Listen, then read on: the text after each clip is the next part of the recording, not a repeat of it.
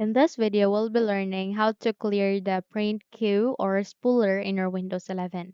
So without any further ado, let's begin. First of all, you need to navigate at the start, make a right click, scroll up and click on settings.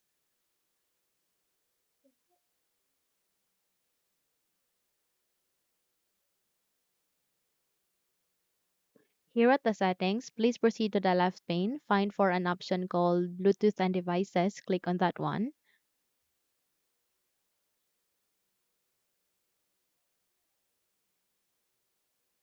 The moment you have opened the Bluetooth and devices section, please find for devices, click on here. And here at the devices, you need to scroll down, find for related settings, and afterwards you will be able to see more devices and printer settings. Click on this forward arrow key so that you will be able to open this window. Once you have opened the devices and printers window, you need to select the printer that you are using, then make a right click. And after that, you'll be able to see this small window. Please proceed to see what's printing.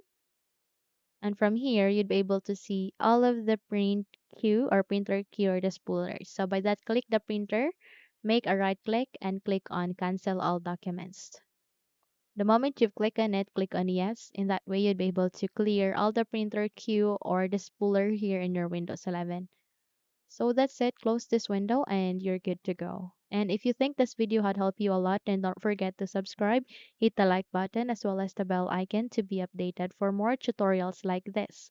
Thank you for watching and have a good day, everyone.